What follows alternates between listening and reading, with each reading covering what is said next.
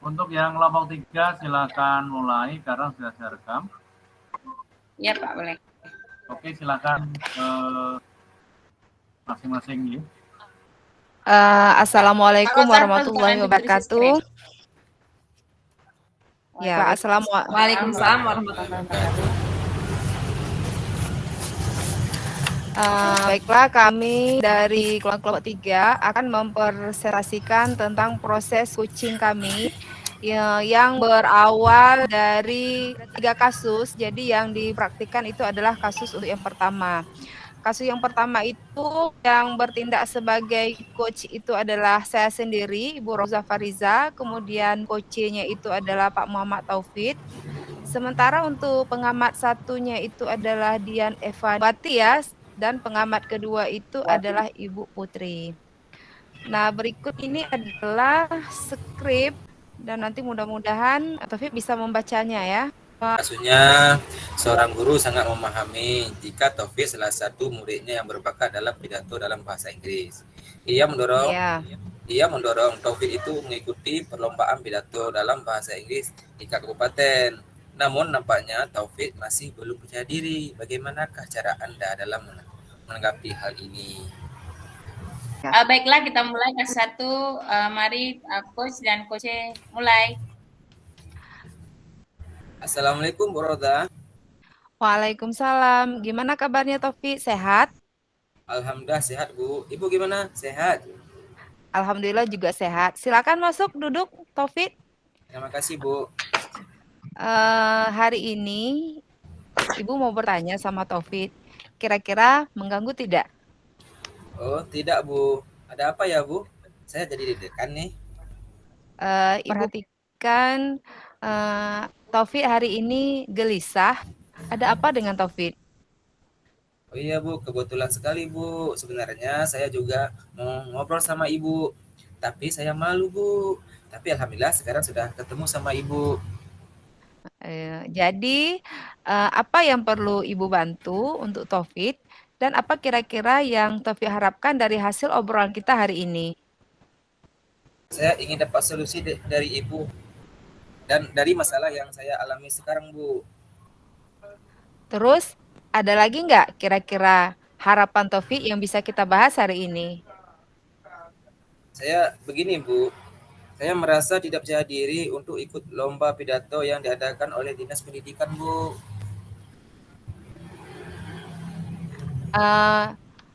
Apa yang membuat Taufik tidak percaya diri?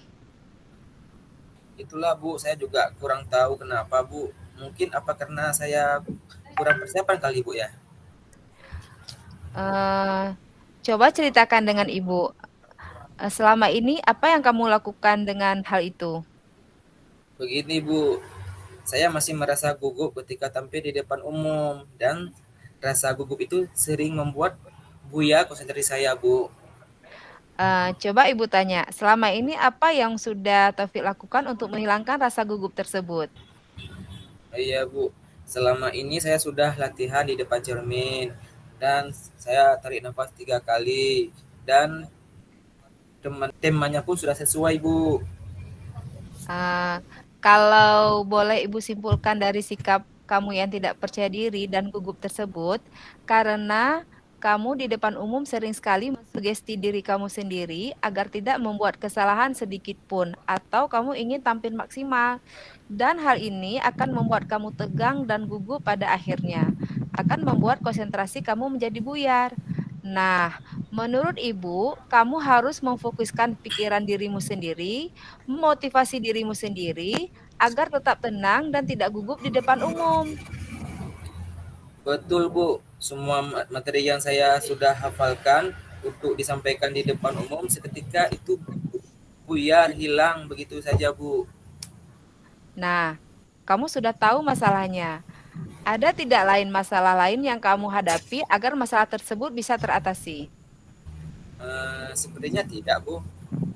Ada sih Bu. Saya hanya perlu latihan dan latihan untuk menyampaikan pidato saya diri menyampaikan pidato saya Bu. Taufik ini memang pintar, masukan dari Ibu, kamu harus memiliki tanggapan dan komentar dari teman-temanmu. Nah, kira-kira ke depan apa yang harus kamu lakukan, Taufik? Saya bingung Bu, apa yang harus saya lakukan ke depannya?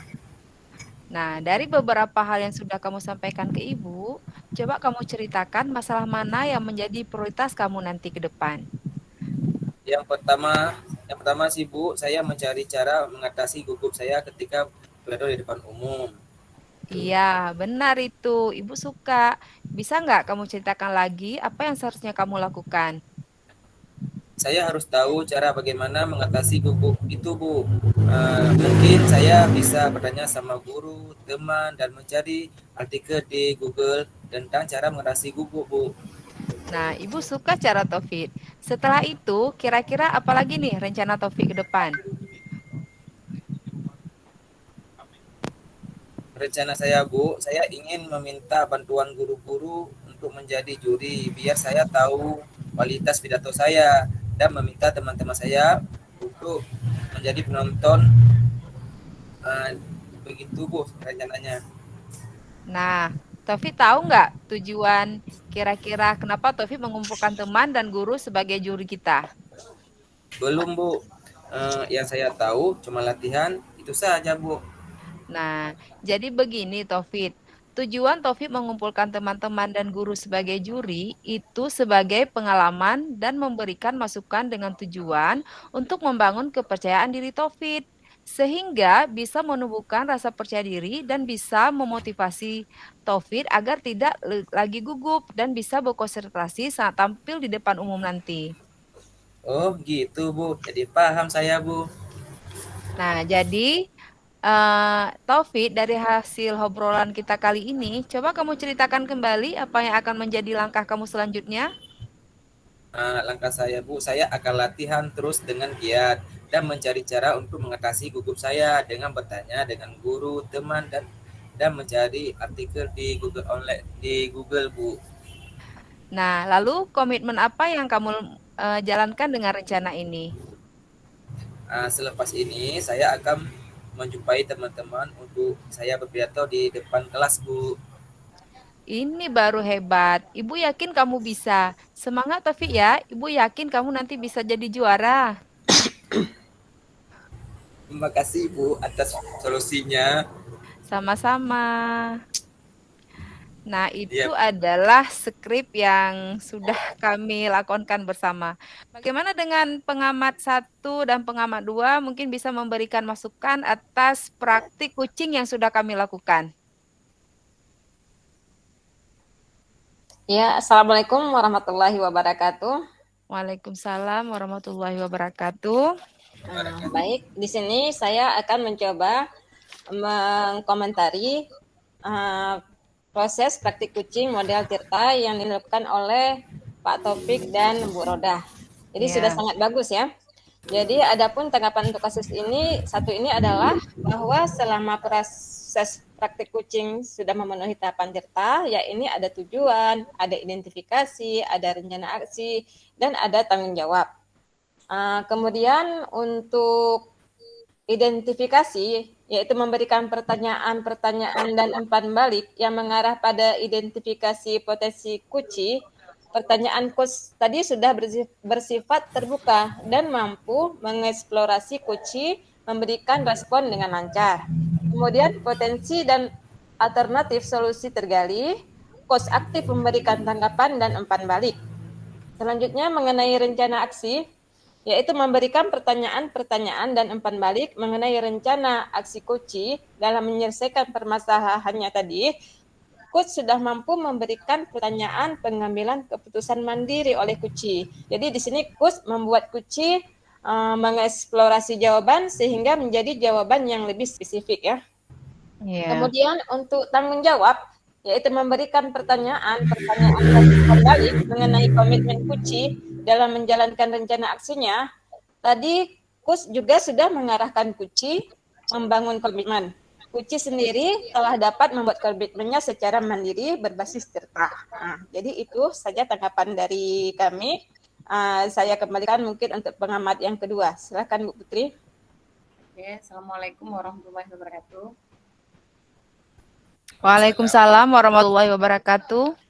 Benar sekali Bu Dian, apa yang sudah disampaikan Bu Dian sudah benar sekali bahwa dari praktik yang dilakukan oleh Bu Roza sebagai coach dan Pak Taufik sebagai coach sudah memenuhi langkah-langkah di Tirta, yaitu tujuan, identifikasi masalah, rencana aksi, dan tanggung jawab sudah sangat jelas. Di sini mungkin saya tidak jelaskan lagi tentang itu, mungkin sedikit saja saya tambahkan bahwa coach terlihat menuntun coach untuk menemukan solusi dalam menyelesaikan masalah yang dihadapinya. Juga terlihat coach telah menuntun coach untuk belajar, di situ untuk belajar memecahkan masalahnya, tidak mengajari. Nah, coach juga terlihatnya, coach juga sangat terlihat nyaman dan leluasa untuk mengeluarkan keluh kesahnya, dan sehingga dapat mengambil keputusannya sendiri dalam menyelesaikan persoalannya. Saya rasa praktik yang dilakukan tadi sudah sangat memenuhi dari langkah-langkah Tirta. Baiklah, untuk hemat waktu kita langsung masuk ke kasus kedua. Di kasus kedua ini yang akan memerankan sebagai coach adalah Ibu Dian Evawati, coach oleh saya sendiri Putriani, pengamat 1 oleh Bu Roza Fariza, dan pengamat 2 oleh Muhammad Taufik. Di sini kasusnya adalah seorang murid bercerita jika merasa diperlakukan tidak adil oleh seorang guru. Guru tersebut membuka les privat dan sebagian besar murid di kelas mengikuti les privat tersebut, kecuali murid tersebut. Murid tersebut merasa tidak nyaman ketika guru sering menyindir murid yang tidak mau ikut les privatnya. Bahkan murid tersebut juga merasa bahwa nilai yang diberikan pun tidak adil. Para murid yang mengikuti les guru tersebut mendapatkan nilai yang baik dan murid tersebut tidak mendapatkan nilai yang baik. Bagaimanakah cara Anda sebagai coach menanggapi hal ini? Nah, inilah kasus yang kedua yang akan kami praktikkan. Di dalam kasus ini, murid akan kami beri nama Putri dan coach adalah Ibu Dian sendiri selaku wali kelasnya dari murid yang bernama Putri ini. Baik, kita mulai saja. Pengamat 1 dan 2 sudah siap ya? Siap. Halo, kedengaran? Ya, siap. Bu Dian, boleh saya minta waktu sebentar, Bu Dian? Ada yang ingin saya sampaikan? Iya, tentu Ibu ada waktu. Ayo kita duduk di situ. Baik, Bu. Apa yang ingin Putri ceritakan? Begini, Bu, Putri sebenarnya dari kemarin ingin berbicara dengan Ibu. Ada sesuatu yang buat saya tidak nyaman dengan salah satu guru di salah satu mata pelajaran. Kenapa? Apa masalahnya? Putri merasa tidak nyaman, Bu, pada saat jam pelajaran tersebut. Karena guru tersebut sering menyindir saya saat jam pelajaran berlangsung. Jadi, mengapa Putri bisa merasakan begitu? Karena Putri melihat, saya merasa diperlakukan tidak adil, Bu, oleh guru tersebut. Apa yang membuat Putri merasa tidak adil? Karena Putri melihat nilai saya selalu sedikit dari teman-teman yang mengikuti les privat daripada saya. Padahal saya juga sudah menyelesaikan setiap tugas dengan baik. Makanya saya ingin berdiskusi dengan Ibu agar dapat menyelesaikan masalah saya, Bu. Oh, begitu.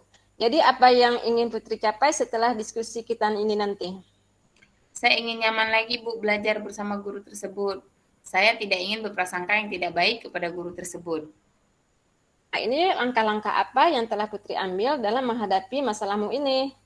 Selama ini saya sudah rajin belajar dan mengulang pembelajaran yang dapat di sekolah, Bu. Jadi saya menduga-duga bahwa saya mendapat nilai kecil karena tidak mengikuti les privat dengan guru tersebut. Wah, padahal itu sudah sangat bagus ya. Hal yang Putri lakukan, apakah Putri pernah berusaha mendiskusikannya dengan guru bersangkutan tentang masalah ini? Belum sih, Bu. Tapi saya berencana ingin menemui guru tersebut untuk mengatakan apa yang saya rasakan sekarang ini. Baik, lalu kesempatan apa yang bisa Putri ambil agar Putri dapat mendiskusikannya dengan guru tersebut? Rencana saya akan menemui guru tersebut dan mengatakan mengapa saya tidak dapat mengikuti les privat dan menanyakan mengapa nilai saya sekarang lebih rendah dari teman-teman yang mengikuti les privat. Padahal sebelumnya nilai saya selalu tinggi. Oh, apa ada kegiatan lain yang sedang Putri ikuti sehingga tidak dapat mengikuti les tersebut? Ada sih Bu, sekarang saya sedang mengikuti latihan bulu tangkis karena saya sudah mendaftar untuk mengikuti perlombaan bulu tangkis tingkat nasional. Nah, coba Putri pikirkan kembali tentang nilai Putri sekarang. Apakah disebabkan Putri tidak ikut les atau karena kurang belajar? Benar juga ya Bu. Mungkin karena ini saya tidak fokus dalam belajar sehingga nilai saya jadi kurang bagus. Jadi apa yang akan Putri lakukan sekarang? Saya tetap akan menemui guru tersebut dan bertanya ke guru tersebut untuk memastikan dugaan saya. Selain itu, saya akan mencoba membuat jadwal belajar yang saya sesuaikan dengan jadwal latihan bulu tangkis saya, Bu. Wah, bagus sekali solusi tersebut, Putri. Apa ada hal lain yang akan kamu lakukan? Tidak ada sih, Bu. Saya hanya ingin bertanya saja dengan guru tersebut dan menjelaskan segalanya. Mengapa nilai saya sekarang sangat sedikit. Ya, bagus sekali. Ibu sangat suka rencana itu. Lalu, komitmen apa yang kamu lakukan untuk menjalankan rencanamu itu, Putri? Rencana besok pagi saya akan memberanikan diri untuk menemui guru tersebut, Bu. Selain itu, mulai besok saya akan membuat jadwal kegiatan untuk mengatur jam belajar dan latihan saya. Lalu siapa yang kamu minta bantuan untuk menjalankan komitmen ini? Saya akan meminta bantuan teman baik saya, Bu, untuk menemani saya menemui guru tersebut karena saya kurang berani, Bu, kalau sendiri. Selain itu, saya juga akan meminta untuk membantu saya dalam belajar. Nah, itu bagus sekali apa yang kamu lakukan, Putri. Baik, Bu. Terima kasih, Bu Dian. Sudah meluangkan waktu untuk mendengarkan cerita saya. Saya akan masuk kelas dulu ya, Bu, karena bel tanda masuk juga sudah berbunyi. Baik, Putri. Sama-sama, Putri. Ibu juga akan mengajar di kelas selanjutnya. Sampai bertemu nanti ya. Ya, Bu. Baiklah, demikianlah praktik coaching yang telah kami praktekkan dari kasus 2. Kami persilakan kepada pengamat 1 dan 2 untuk memberi tanggapannya.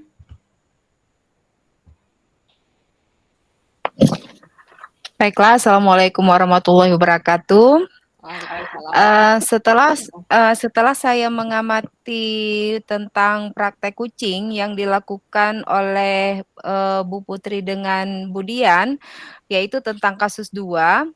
Jadi di sini proses kucing tirtanya itu dapat semua, di mana ada tujuannya, kemudian ada identifikasi, kemudian ada rencana aksi, serta tanggung jawab yang dibangun antara coach dengan kuci.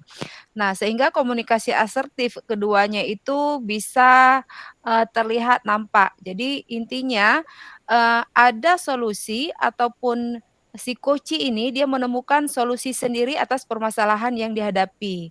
Nah, karena memang inti dari koci ini adalah dari coaching itu adalah terdapat kesepakatan dan di terakhir komunikasi juga terdapat satu komitmen ya, di mana nanti kapan mereka itu akan menghadap ataupun dibuat oleh si coach, kemudian motivasi sejauh mana dia bisa melakukan hal tersebut.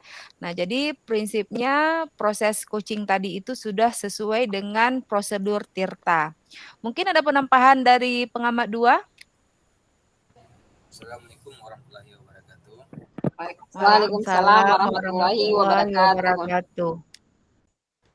Mungkin sudah dijelaskan sama Ibu Rolah tadi bahwa langkah-langkah tirtanya sudah sangat lengkap dan tujuannya dan untuk mengidentifikasi masalahnya pun sudah bagus sekali dan sudah sangat bagus lah, Tuan.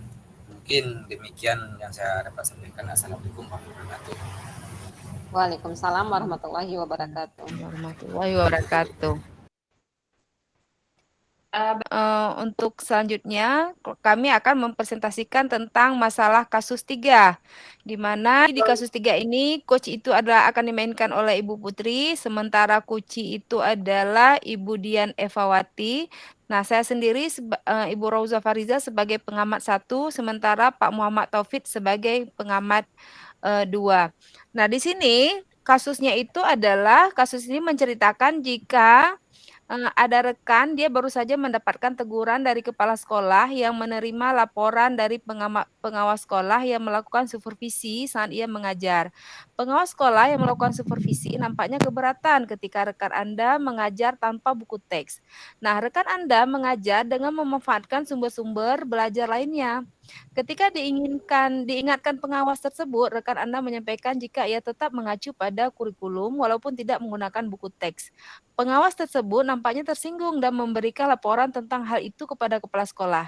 Nah, bagaimana si coach itu menggali informasi yang akan disampaikan oleh coaching? Marilah kita saksikan proses coaching yang akan dilakukan sama Bu Putri dengan Bu Dian. Silakan. Assalamualaikum Bu Dian. Waalaikumsalam Bu Putri. Bu Dian, apa kabarnya hari ini? Alhamdulillah baik Bu. Ada apa Bu? Saya perhatikan akhir-akhir ini Ibu tampak murung. Apa ada masalah? Nampak ya Bu Putri. Begini Bu Putri, saya ada sedikit masalah. Kebetulan saya bertemu Ibu di sini. Bisa saya minta waktunya sebentar? Saya ingin berbincang dengan Ibu. Oh iya, tentu Bu, ada waktu. Mari kita berbincang di ruangan saja, biar lebih nyaman ngobrolnya. Ayo Bu Dian, apa yang ingin dibicarakan? Begini Bu, kemarin saya sudah disupervisi sama pengawas. Setelah disupervisi, saya kena teguran dari pengawas. Kenapa pada saat saya mengajar itu, saya tidak menggunakan buku teks. Padahal kan saya mengajarnya tentang pengamatan lingkungan. Lalu pengawas bilang langsung ke kepala sekolah, sehingga saya ditegur langsung oleh kepala sekolah. Nah, begitu Bu Putri. Mungkin Bu Putri bisa membantu saya mencari solusinya. Oh, begitu ya Bu. Berarti Bu Dian sudah punya potensi yang luar biasa dalam mengajar tanpa buku teks, dan Ibu telah memanfaatkan sumber daya sekolah sebagai acuan lainnya. Nah, apakah saat mengajar kemarin Ibu sudah mengacu kepada kurikulum? Sudah Bu, sudah sesuai. Cuma saya menggunakan lingkungan di luar kelas, tapi pengawas bilang mengapa tidak menggunakan buku teks, padahal saya menggunakan kompetensi dasar, kurikulumnya juga sudah sesuai. Ternyata pengawasnya tetap tidak mau, tetap harus ada sumber buku teks tentang pelajaran itu Bu. Kira-kira solusinya bagaimana ya Bu? Oh, begitu ya. Saya senang sekali Ibu Dian mau berbagi cerita dengan saya. Nah, apa yang bisa saya bantu dan apa harapan Ibu Dian untuk mencapai yang ingin dicapai dalam diskusi kita ini? Saya ingin mencari solusi untuk menjelaskan kepada kepala sekolah bahwa cara mengajar saya ini sudah benar. Cuma kadang-kadang saya menggunakan beberapa media di luar buku teks karena anak-anak terlalu bosan kalau selalu harus menggunakan buku teks. Sehingga saya memodifikasi cara mengajar saya. Kadang-kadang juga saya buka video, mengajak anak-anak keluar, mengamati lingkungan. Kemudian anak-anak sendiri ketika di lingkungan itu, mereka merasa senang. Jadi mereka itu tidak terlalu dominan pada buku teks. Jadi maksud saya seperti itu Bu. Jadi bagaimana ini cara menjelaskannya kepada kepala sekolah ya? Betul Bu Dian, sebenarnya apa yang sudah Bu Dian praktekkan itu sudah sangat bagus. Jadi yang Ibu harapkan nanti Ibu bisa menemukan solusi dari permasalahan ini Bu ya. Nah sebetulnya Bu, ketika pembelajaran berlangsung, apakah Ibu sudah mempersiapkan bahan ajar untuk siswa tersebut? Sudah Bu, mulai dari bahan pembelajaran, RPP, dan juga media. Hanya kebetulan pada saat itu saya sedang menggunakan PowerPoint, lalu anak-anak melakukan pengamatan di luar.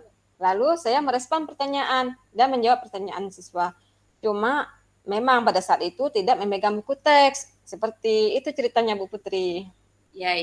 Padahal sudah sangat bagus Bu Dian, apa yang Bu Dian terapkan. Nah, Ibu telah memanfaatkan lingkungan, Ibu juga sudah mengembangkan potensi yang dimiliki oleh anak sehingga memotivasi anak untuk belajar. Nah, kemudian waktu mengajar tanpa buku teks itu, apakah Bu Dian mengalami kendala-kendala?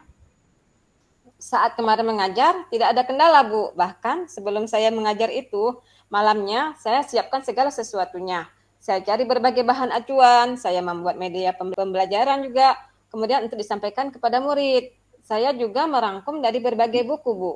Lalu saya sajikan dalam bentuk PowerPoint supaya menarik perhatian anak-anak. Nah, itu sudah sangat luar biasa loh Bu Dian. Ibu sudah memanfaatkan sumber belajar lain untuk belajar. Lalu bagaimana hasil belajar anak dari hasil pembelajaran tersebut? Apakah ada peningkatan? Justru anak-anak lebih giat, Bu. Bahkan termotivasi karena telah mengamati. Setelah mengamati dari luar, anak-anak saya suruh kembali menulis apa saja hasil temuan mereka, kemudian menempelkannya di dinding kelas, sehingga siswa lain juga bisa melihat hasil kerja kelompok lainnya, Bu. Ya, ya, ya. Berarti sudah sangat bagus sekali itu. Jadi intinya hasil anak-anak menjadi lebih baik kan, Bu? Meningkat terus. Perasaan anak-anak juga senang pada saat mengikuti pembelajaran bersama Ibu. Iya, Bu. Anak-anak jadi suka. Secara tidak langsung kan kompetensi sosial emosionalnya juga keluar dari pembelajaran seperti itu. Betul, Bu Dian. Nah, kira-kira Ibu mau menyampaikan hal ini kepada kepala sekolah? Mungkin kita bisa cari solusi setelah diskusi ini untuk cara untuk menyampaikannya permasalahan Ibu ini kepada kepala sekolah. Nanti mungkin saya akan datang kepada kepala sekolah. Coba sampaikan bahwa dalam pembelajaran saya sudah menyiapkan perangkat pembelajaran, mulai dari RPP, media, dan juga sumber belajar lainnya. Lalu, sepertinya pengawas pada saat itu kurang memperhatikan RPP dan media saya, Bu. Di mana di dalam RPP tersebut, saya sudah buat sumber belajarnya, sudah sesuai dengan proses pembelajaran yang saya lakukan. Jadi untuk cara mengajar saya tidak menyimpang dari kurikulum, tidak menyimpang juga dari kompetensi dasarnya. Cuma saya hanya mengembangkan cara mengajar saya, Bu Putri. Benar, Bu Dian, itu sudah bagus sekali. Nanti Ibu jelaskan saja seperti itu kepada Pak Kepala Sekolah. Saya rasa Bapak Kepala Sekolah akan mengerti dengan tahapan-tahapan yang telah Ibu buat dalam pembelajaran Ibu, meski Ibu tidak menggunakan buku teks. Nah, sekarang kapan kira-kira Ibu akan menghadap Kepala Sekolah untuk membicarakan masalah ini? Mungkin secepatnya, Bu. Saya juga sudah mengobrol dengan guru lainnya, menjelaskan apa yang sudah saya buat mengenai media yang saya buat kemarin itu, juga dari hasil rangkuman dari buku teks, dan juga buku lainnya loh, Bu. Jadi mungkin secepatnya saya akan menghadap. Jadi komitmen yang Ibu buat itu sudah sangat bagus. Kira-kira Ibu apa sudah tahu apa yang akan Ibu lakukan sekarang? Iya, Bu. Saya sudah tahu harus melakukan apa. Pertama, saya akan menghadap ke wakil kurikulum, lalu bersama-sama menghadap kepala sekolah. Dan saya juga akan sampaikan cara mengajar saya kemarin kepada kepala sekolah. Ya, bagus sekali itu, Bu. Nah, itu Ibu sudah menyampaikan permasalahannya dengan segala sesuatu. Sudah Ibu kemukakan komitmen Ibu juga. Jadi begini, Bu. Kira-kira komitmen yang akan Ibu bangun dalam pelaksanaan rencana yang sudah Ibu susun itu bagaimana, Bu? Jadi gini, sebenarnya saya perlu dukungan dari rekan sejawat dan kepala sekolah sekaligus meluruskan kepada kepala sekolah mengenai masalah ini ya, supaya tidak terjadi miskomunikasi lagi. Terus saya butuh motivasi bahwa apa yang sudah saya lakukan itu tidak salah, Bu. Sehingga kepala sekolah bisa menyampaikan nantinya kepada pengawas. Jadi intinya dalam diskusi ini saya hanya butuh dukungan moral dan motivasi dari kepala sekolah dan juga teman sejawat, Bu Putri. Ya, semangat Bu Dian. Semoga nanti apa yang akan Ibu sampaikan kepada kepala sekolah bisa membuka hati kepala sekolah bahwa pembelajaran yang sudah Ibu laksanakan itu sudah sangat baik. Dan saya rasa kepala sekolah akan mengerti dengan hal itu. Karena itu yang Ibu lakukan semua demi kemajuan siswa. Jangan lupa ya Bu, pada saat nanti Ibu membicarakan dengan kepala sekolah, jangan lupa Ibu memberi hasil belajar siswa juga. Harapan saya semoga hasilnya baik dan permasalahan Ibu cepat selesai. Amin. Insya Allah, Bu Putri. Terima kasih ya, Bu, sudah membantu saya. Ya, Bu Dian, sama-sama. Berikutnya kami persilakan kepada tim pengamat untuk memberi komentar dalam praktik kucing pada kasus ketiga ini. Baiklah, Assalamualaikum warahmatullahi wabarakatuh. Terus terang tentang proses penerapan Tirta yang terjadi ataupun yang dilakukan sama Bu Putri sebagai coach dan Bu Dian sebagai coach itu berjalan sebagaimana sesuai dengan ketentuan Tirta. Dan saya berharap mudah-mudahan praktek ini bukan nanti cuma sekedar di LMS saja. Nanti mari kita bersama terapkan di lingkungan sekolah kita, terutama dalam bisa saja ya kita temukan untuk menentukan bakat minat siswa dan permasalahan-permasalahan lain yang dihadapi oleh siswa kita. Karena memang banyak sekali fenomena-fenomena yang terjadi di dalam lingkungan sekolah, baik itu bully dan sebagainya. Dan mudahan nanti di masalah yang dihadapi oleh anak-anak kita bisa menerapkan proses kucing ini dengan sempurna. Dan masukan saya tadi tidak ada masukan, saya melihat semuanya sudah perfect, sudah benar, sudah sesuai dengan ketentuan Tirta. Saya mengapresiasi sekali proses bahwa yang dilakukan sama Bu Dian dengan Bu Putri itu sudah sangat luar biasa. Terima kasih. Pak Taufik, bagaimana dengan Pak Taufik? Iya Pak Taufik, tambahkan lagi karena waktu kita pun Ya, mungkin sudah dijelaskan sama Ibu Rosa tadi yang mana langkah-langkah ceritanya sudah sangat bagus, dan tujuannya sudah dapat dijelaskan dengan baik.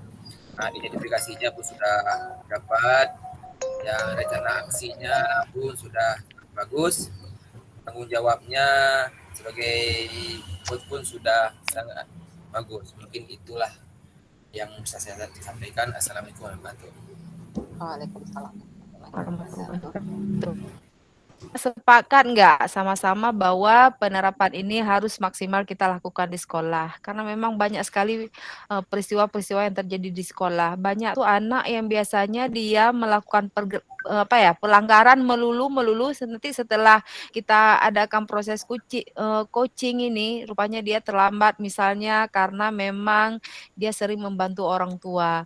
Nah, mudah-mudahan nanti kita bersama bisa menerapkan ini dengan maksimal di lingkungan sekolah kita. Setuju Bu Putri dan Bu Dian ya? Betul Bu. Ya.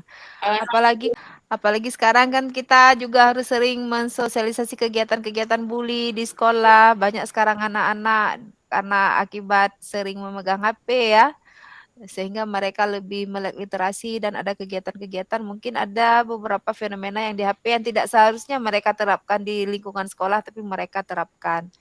Nah, mudah-mudahan dengan proses ini kita bisa meminimalisir kegiatan-kegiatan yang tidak baik di lingkungan sekolah kita. Betul Bu, dengan kita belajar materi coaching ini pada program guru penggerak ini, mungkin kita bisa merefleksi sejenak apakah komunikasi kita selama ini sudah berjalan dengan efektif, sudah memenuhi praktik coaching dengan menggunakan komunikasi yang asertif, kita menjadi pendengar yang aktif, bertanya efektif, dan umpan balik yang positif. Karena pada hakikatnya selama ini mungkin kita tidak membantu anak dalam mencari solusi, tapi lebih ke kita mengajari mereka.